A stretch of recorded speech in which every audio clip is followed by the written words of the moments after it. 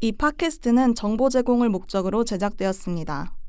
이를 근거로 한 투자 손실에 대해서는 책임질 수 없습니다. 모든 투자는 개인의 선택이므로 신중하게 결정하시길 바랍니다.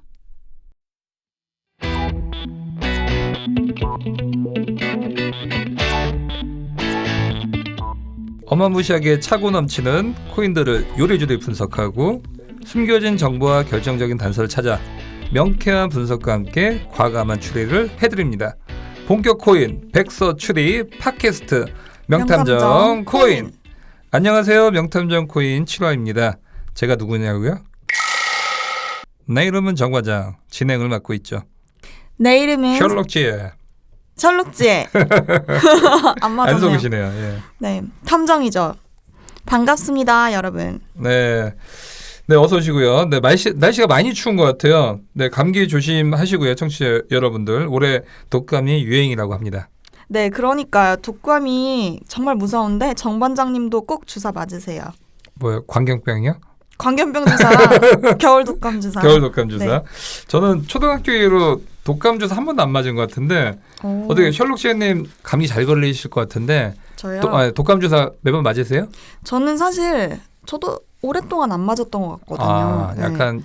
요즘 뭐 네. 헬스장에서 PT 받으신다고 네. 그래서 또 건강하신 것 같습니다. 그런가 네. 봐요. 예. 근데 저희 봤었을 때는 저희는 이제 술만 안 먹으면 예, 건강하게 잘 지낼 것 같으니까 네. 올해 하여튼 마무리까지 건강하게 계시고 꼭 건강 챙기셔서 팟캐스트 펑크내시면 안 됩니다. 네, 듣고 계신 여러분들도 이번 겨울 아프지 마시고 상투하셨으면 좋겠네요.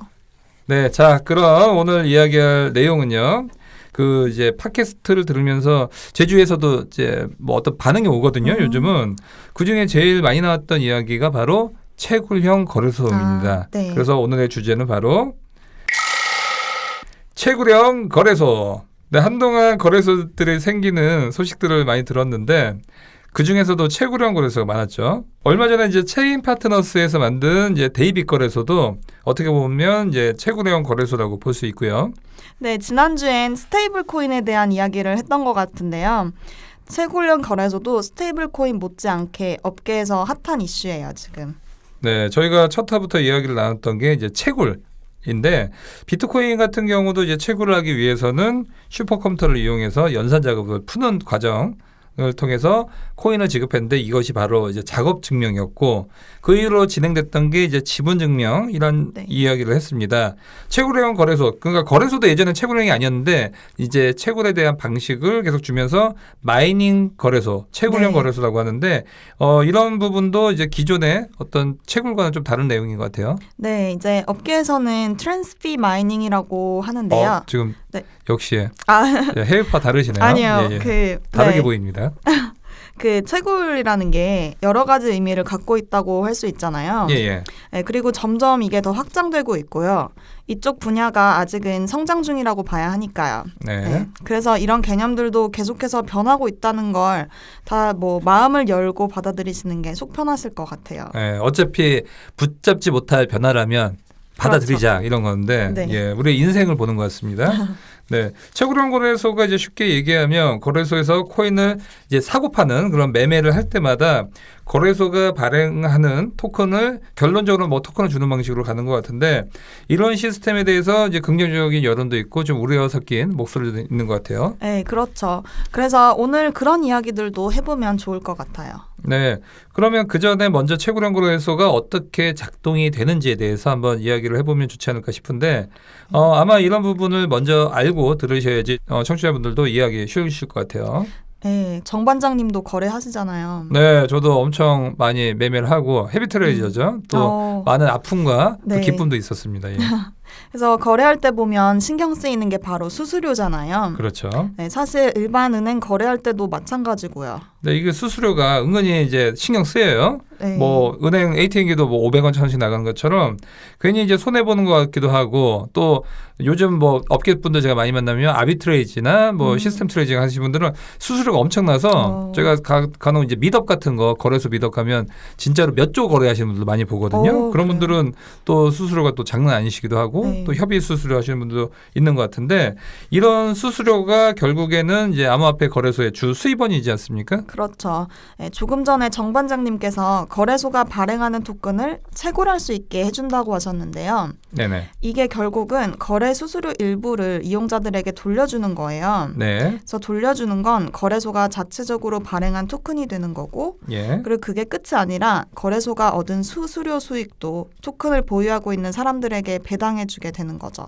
네, 그러니까 수수료를 토큰으로 돌려주거나 아니면 수수료로 얻은 거래소의 수익도 돌려준다. 어쨌든 간에 어떤 행위를 했었을 때 거기에 대한 리턴을 공유한다는 방식인 것 같은데 네. 그러면 중요한 거는 이제 거래소마다 어떤 거래 대금, 거래량이 될 것 같은데 이 거래 대금이 늘면 토큰을 보유하고 있는 사람이 받을 수 있는 거래소 수익이 늘어나게 되는 구조인 거죠. 네. 채굴형 거래소는 거래량이 활발할수록 그래서 거래소 자체의 토큰의 수요가 늘고 가격이 오르는 구조인 거죠. 어떻게 보면 이제 카드 포인트랑 비슷한 것 같아요. 그 셜록 지혜님 그 신용카드 쓰시나요? 아, 네. 저도 이제 K모 은행의 신용카드를 가지고 있죠. 아, 그러면 그 카드 살 때 뭐 네. 어떤 포인트 때문에 저요? 좋아하셨어요? 저는 아무래도 이제 여가를 많이 즐기다 보니까 아. 뭐 놀이공원이라던가 예. 수영장 뭐 이런 거 무료 입장 있으면은 좀 혹하더라고요. 네. 그렇죠. 사실 카드사들 보면 다 똑같아요. 카드 자체는. 그런데 이제 그것 차별화가 없다 보니까 어떤 포인트나 이런 걸로 차별화하듯이 거래소도 사실은 뭐 UI도 비슷하고 사실은 거래되는 코인들도 거의 비슷한데 그러다 보니까 이제 어떤 홍보를 할 때도 어떤 이제 거래소 토큰을 다시 바이백을 해준다 이런 부분도 있는 것 같아요. 네. 그런데 거기에 하나 더 덧붙이자면 그 포인트의 시세가 변할 수도 있다는 거죠. 그리고 보유한 포인트가 많으면 회사가 얻은 수익을 배당하기도 하니까 더 많은 포인트를 얻게 되는 거고 그걸 또 다른 사람들에게 팔 수도 있게 되는 거죠. 아무튼 이렇게 들으니까 거래소 토큰이 주목을 받는 이유도 알 것 같습니다. 카드사들 같은 경우도 이제 포인트를 홍보하는 것처럼 거래소들도 토큰을 이용해서 이용자들을 이제 모으기 위한 것이 아닌가 싶은데요. 네, 그렇죠. 사실 작년 이맘때쯤 코인 가격이 급상승한 후에 꼭 계속 하락세였잖아요. 네. 네, 그러다 보니까 거래량도 줄고 수익도 줄어든 거래소들이 고심 끝에 내놓은 새로운 사업 방식인 거죠. 네, 사실 채굴형 거래소 초반만 하더라도 이렇게 활발해질지는 몰랐을 거예요. 초창기에는 다른 방식이었나요? 네, 다르다기보다는 기능들이 조금 제한적이었고요. 그냥 수수료를 할인해주거나 상장 투표를 할 때 권한을 주는 용도 정도로만 쓰였어요. 그런데 이제는 이제 발전을 한 거네요. 자체 토큰이라는 방식을 이용해서 이용자들과 이익을 공유하는 모델이 됐고 그리고 이제 시장의 반응도 뭐 뜨거운 것 같습니다. 네, 이용자들이 많이 늘어서 기존 거래소 거래량을 위협하는 수준이 됐죠. 아마 이익 공유라는 부분이 아무래도 이용자들의 어떤 마음을 움직이지 않았을까 생각이 드는데요. 그리고 대표적인 채굴형 거래소에 대해서도 이야기를 안 해볼 수 없을 것 같아요. 네, 아무래도 F코인이 가장 유명한 예라고 할 수 있죠. 아마 직접 거래하시는 분들은 뭔지는 몰라도 들어보신 분들은 아마 많을 것 같아요. 그렇죠. F코인 유명한데 이게 한두 달 전에 화제가 많이 됐었죠. 네. 엄청나게 이제 급등했다가 또 떡락을 했어요. 네, 마이닝 거래소의 시초격이라고 보시면 될 것 같아요. 망했다는 표현은 좀 그럴 수도 있지만 흥망성쇠를 모두 겪은 시간이 거의 2달 뿐이었죠. 우리가 이제 3일천하 이런 말을 하는데 암호화폐 정말 빠른 것 같습니다. 그 거래소 만드신 분이 후오비 거래소의 네. 출신이라고 하던데요. 네, 후오비 CTO 출신인 장지엔이란 사람이 만든 거래소예요. F코인 관련해서 이런 말을 했었어요. F코인은 하나의 회사가 아니라 토큰에 기반을 둔 커뮤니티 조직이라고요. 전형적으로 이제 신생 기업이 이제 자기 PR하는 네. 내용인 것 같은데 그래도 어떻게 보면 채굴형 거래소의 철학을 표현한 것 같기도 하고요. 물론 결과는 조금 달랐지만요. 네, F코인이 이후에 나온 마이닝 거래소들도 F코인의 문제점을 해결했다고 한 거니까요. 아무래도 F코인에 대해서도 알아두시면 좋을 것 같아요. 어떤 문제점들을 갖고 있었는지 뭐 이런 것들이요. 네. 그러면 이제 어떤 F코인 이후에 그 F코인 말고 코인제스트나 캐시얼리스트 같은 것도 이제 같이 소개를 좀 해주세요. 네, 아시는 것처럼 채굴형 토큰을 발행해서 거의 2달 만에 거래 규모가 갑자기 오르면서 주목을 많이 받았는데요. 그렇죠. 네, 한때 바이낸스 거래량의 8배까지 오른 적도 있었어요. 네. F코인도 앞에서 얘기했던 그 트랜스피 마이닝 방식을 사용했던 건데요. 거래할 때 생기는 토큰을 거래자와 F코인 펀드, 거래소 파트너에게 배분한 다음에 배당 수익을 나누는 방식이었어요. F코인이 이제 반짝 스타가 되면서 최고령 거래소 붐이 일었다라고 할 수 있는데 이런 형태를 따라가려고 이제 하는 거래소들 그러니까 장사 잘 되니까 이제 너도 나도 이제 따라 붙는 것 같아요. 그렇죠. 네, 뭐 예를 들면 코인베네도 있고요. 아까 언급하셨던 코인제스트나 캐셔레스트도 있어요. 예, 코인제스트 이제 다 암호화폐 거래소 이름인데 여기마다 거래소 토큰을 만들지 않습니까? 코인제스트가 이제 발행한 게 이제 코즈고 아마 국내에서는 코인제스트랑 캐셔레스트가 이제 유명한데 이 두 가지 위주로 좀 얘기를 해볼게요. 우선 코인제스트가 국내 첫 최고령 거래소이기도 한 것 같아요. 네, 코인제스트의 코즈는 ERC20 기반의 토큰이에요. 그래서 거래를 하면 토큰을 주는 건 똑같은데 토큰을 보유한 사람에게 수익을 돌려줄 때 비트코인이나 이더리움으로 돌려주게 돼요. 배당을 그 거래소 토큰이나 이제 현금 방식이 아니라 비트코인이나 이더로 주는 게 조금 네. 특이한데 어떻게 보면 뭐 좋을 것 같기도 하고요. 아니면 뭐 하락장 때는 받았는데 바로 떡락하면 네. 또 안 좋을 것 같기도 하고요. 그렇죠. 그래서 조금 다른 방식을 사용하는 최고령 거래소가 캐셔레스트예요. 이 캐셔레스트가 이제 거래소 이름이고 여기서 발행한 토큰이 이제 캡인데 캐셔레스트는 코인제스트랑은 또 다른 방식으로 하고 있는 것 같아요. 네, 캡은 코즈보다 더 다양한 기능을 한다고 보시면 될 것 같아요. 그러면 이제 아무래도 후발주자다 보니까 더 많은 이용자들을 모으기 위해서 많은 혜택을 이제 주는 것 같은데 어떤 업계든 간에 선점하고 있는 사업을 이기기는 쉽지 않은 것 같아요. 그렇죠. 네, 실질적인 건 그런 부분이겠죠. 이용자들을 확보하고 거래량도 늘려야 되니까요. 그래도 투자자들과 이익을 공유하고 상생한다는 명분 자체는 내세우고 있어서 모양새는 좋아 보이는 것 같아요. 캐셔레스트도 기본적으로는 마이닝 거래소니까 거래를 하면 캡을 받게 되는 거고 캡을 갖고 있으면 거기에 대한 배당도 또 받을 수 있겠네요. 네, 기본적인 부분들은 당연히 비슷하고요.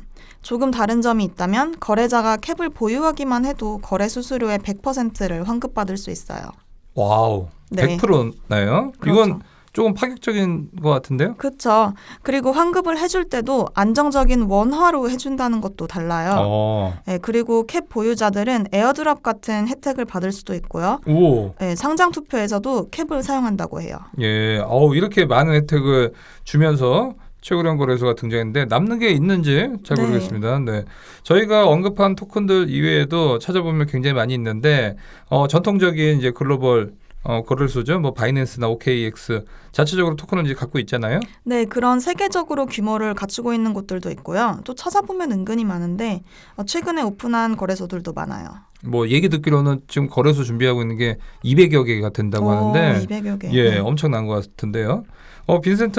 비센트라는 거래소도 저는 이제 뉴스나 커뮤니티를 통해서 많이 봤어요. 최근에 한국에서 미더블 하기도 했다고 하던데요. 네, 비센트도 있고요. 비슷한 유형의 거래소들 중에 비고고도 있어요. 아, 비비고 아니고 비고고요. 예, 비고고. 네. 예.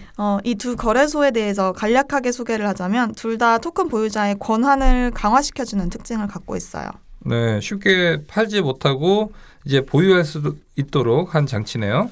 네, 예를 들면 오래 보유한 소유자에게 더 많은 배당을 주는 방식이고요. 그리고 알트코인 전문 거래소를 목표로 하고 있는 비트소닉이라는 거래소도 있어요. 예. 네, 이런 거래소들도 관심을 갖고 지켜보시면 도움이 될 것 같아요.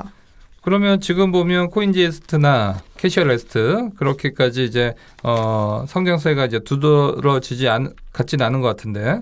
네, 첫 단추를 꿰던 F코인도 그렇고 코인제스트, 캐셔레스트 모두 비슷한 행보를 보이고 있다 보니까 이게 정말 괜찮은 모델인 건지에 대한 의문이 생기고 있는 거죠. 네. 우선은 약간 초심을 잃은 것 같기도 하고 원래 이제 최고령 거래소들은 이제 명분이 있지 않습니까? 수익을 나누고 환원하겠다라는 건데 어떻게 보면 이런 명분보다도 이제 그냥 급등하고 떡락하면서 어떤 투자자들도 손실이 많았던 것 같아요. 네, 그런 면이 조금 있죠. 예를 들어서 좀 전에 캐셔레스트 이야기를 하면서 못한 이야기가 있는데 여기는 수수료를 사실 100% 전부 본인에게 돌려주는 건 아니에요. 그 말을 바꾸셨네요. 네, 원래 제가 그러신 분이셨습니까? 깜빡해갖고. 깜빡했어요. 네. 알겠습니다. 네. 그러면 전 다 주는 줄 알고 지금 저는 바로 매매하러 가려고 네. 했더니 그러면 뭐 그것도 누구랑 나누나요? 치사하게? 네. 본인이 이제 70%를 갖게 되고요. 본인을 추천한 사용자에게 30%를 나눠주는 구조예요. 예. 결국 정리하면 더 많은 사용자를 가입하게 한 추천인일수록 더 많은 수수료를 돌려받게 되는 거죠. 이것도 어떻게 보면 이용자들 간의 추천 사슬을 이제 만드는 건데, 이게 뭐 예전에 보면 뭐 다단계다 뭐다 이러면서 좀 좋지 않게 비춰지는 부분도 있는 것 같아요. 네, 그런데도 수치적으로 초기에 이용자를 확보하는 데 도움이 된다는 걸 눈으로 확인하다 보니까 많은 거래소들이 혹할 수밖에 없었고 과열 경쟁이 일어날 수도 있는 것 같아요. 네, 과열 경쟁 구도 말고도 최고령 거래소들이 갖고 있는 논란들이 더 있지 않나요? 뭐 2달 차나 겪은 F코인 대안이 되겠다고 했지만 결국 비슷한 길을 계속 가고 있는 것 같습니다. 네, F코인에 대입시키면 아마 최고령 거래소 논란을 더 쉽게 알 수 있을 것 같은데요. 앞에도 설명했는데 최고령 거래소 자체의 시스템은 괜찮아 보이잖아요. 그렇죠. 실제로 사람들도 그렇게 생각을 했던 거죠. 예. 그래서 F코인도 마이닝 수익의 매력을 느낀 투자자들이 몰리면서 급성장을 하게 된 거니까요. 그렇죠. 사람들이 진짜 몰렸는데 이게 진짜 우리나라는 진짜 화끈한 것 같은 게 진짜 무서울 정도로 진짜 뭐 몇십 배가 올라. 불나방들 다 몰려들었어요. 문제는 이제 2달이라는 시간이 상징적으로 보여주는 것처럼 지속 가능성이 문제였어요. 네, 지속적으로 이제 성장할 수 있느냐 이게 이제 핵심인 것 같아요. 네, 수익을 배당하고 시장에 풀린 자체 토큰을 소각하는 과정에서 토큰의 가치 유지에 실패했던 거죠. 거래량이 갑작스럽게 늘어나다 보니까 공급이 수요를 초과하면서 토큰 가격이 폭락했어요. 다음 그림은 어느 정도 그려지네요. 네, 가치가 떨어져서 이용자들도 매력을 못 느끼다 보니까 자연스럽게 거래량도 줄어들겠네요. 네, 거기다 또 배당이라는 메리트도 줄어들면서 더 심하게 가치가 하락했죠. 채굴형 거래소들은 채굴된 토큰으로 이용자들을 이제 끌어모은 데까지 한번 1단계 성공을 했는데 단골로 만드는 것 또 거래소와 투자자가 함께 어떤 그 윈윈을 할 수 있는 데는 좀 이루지 못한 것 같아요. 네, 맞아요. 사람들이 그 거래소를 이용하는 첫 번째 이유가 그 토큰을 획득하기 위한 거여서 그랬던 것 같아요. 네, 어떻게 보면 뭐 약간은 주객 전도가 된 것 같은데. 그렇죠. 그래서 또 토큰을 얻기 위해서 인위적인 거래들도 있었어요. 예. 네, 암호화폐 트레이딩 전문 업체나 세력들이 비트코인을 올리고 다시 또 되사는 방식으로 실질적인 거래가 아니라 채굴을 위한 거래를 했던 거죠. 그렇게 해서 토큰을 얻고 고점을 찍게 되면 물량을 풀고 다른 채굴형 거래소로 가는 방식이었어요. 그러면 이런 업체들 같은 경우가 이제 이런 플레이에 껴버리면 거기에 이제 딸려 들어가는 이제 일반 투자자분들, 개미 투자자분들도 괜히 따라 들어갔다가 큰 손실을 이제 볼 수 그렇죠. 있을 것 같고요. 이게 참 보면 이게 서로 내 위에 더 높은 가격에 누가 사주겠지 하면서 다 뛰어들다가 결국은 이제 한 방에 다 같이 다 우러러 무너지는 것 같습니다. 네, 알고 그랬는지 모르고 그랬는 건지는 잘 모르겠는데 이런 부분들을 자체적으로 해결하지 못하다 보니까 지금까지 오게 된 거예요. 그러면 이제 F코인 같은 문제만이 아니라 다른 채굴형 거래소들 같은 경우도 이제 비슷한 상황을 겪게 되는 것 같아요. 네, 맞아요. 이런 지속 불가능성이나 발행 속도를 제어하는 것 같은 방식을 해결하는 것이 채굴형 거래소의 과제라고 볼 수 있겠죠. 그리고 아까 제가 듣기로는 아까 잠깐 얘기 나왔던 것처럼 의결권이나 이익분배권 같은 걸 갖고 있잖아요. 네. 그러면 이게 사실 주식이랑 성격이 비슷한데 왜 주식을 발행하지 않고 이제 토큰을 발행했는지도 의문이 있다고 하던데요. 네, 저도 그런 이야기를 들었어요. 그리고 또 증권의 성격도 있어서 세금에 대해서도 논의가 계속 되어야 하지 않을까 싶네요. 네, 이야기를 하다 보니까 이제 많은 문제점과 앞으로 어떤 긍정적인 요소도 있는 것 같아요. 그럼요. 이런 사례들이 있었지만 많은 전문가들은 이런 시도가 새로운 토큰 이코노미를 보여줬다는 거에 대해서는 좋게 평가하고 있어요. 트랜스피 마이닝 자체를 부정하는 게 아니라 그걸 악의적으로 이용하는 행위를 경계해야 한다는 거죠. 우리가 이제 블록체인 생태계 같은 말을 많이 하는데 아직은 암호화폐가 성장하는 단계고요. 더 발전적인 방향으로 진행됐으면 좋겠습니다. 셜록시애님은 앞으로 마이닝 거래소의 전망을 어떻게 보십니까? 어렵기도 하고 참 논란이 많은 분야기는 하지만 앞으로도 계속 추세는 이어지지 않을까요? 지금도 많은 프로젝트들이 채굴형 거래소를 만들고 있어요. 네네. 네, 그래서 이용자들 입장에서는 수수료를 아낄 수 있고 장점도 워낙 많으니까요. 그리고 정 반장님, 빗썸이 매각된 거 알고 계시죠? 네, 그렇죠. BK 컨소시엄에서 네. 매입을 했죠. 네, 저는 이것도 채굴형 거래소와 관련이 있지 않을까 싶어요. 어떤 부분에서 그렇죠? 네, 빗썸이 글로벌 암호화폐 거래소들과 함께 글로벌 결제 플랫폼을 구축할 거라는데요. 네. 그리고 이 플랫폼에서 활용되는 BXA라는 전용 암호화폐도 발행할 거라고 발표를 했고요. 이게 글로벌 거래소 연합을 구축해서 거래소 전용 암호화폐를 만들겠다는 거잖아요.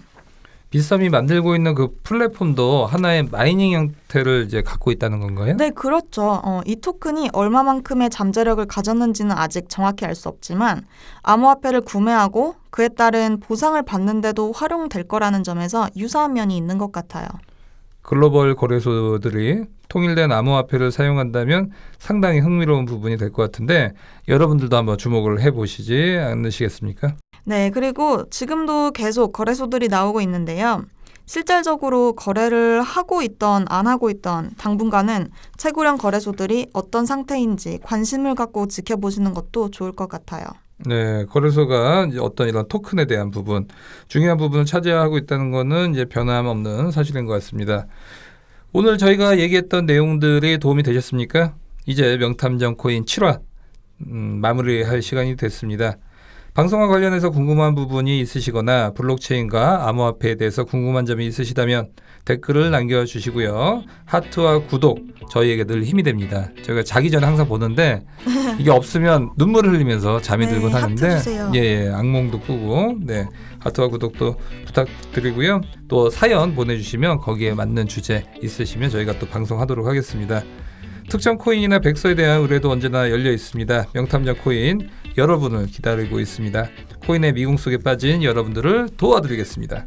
그럼 본격 코인 백서 추리 팟캐스트 오늘은 여기까지 하도록 하겠습니다. 감사합니다. 감사합니다.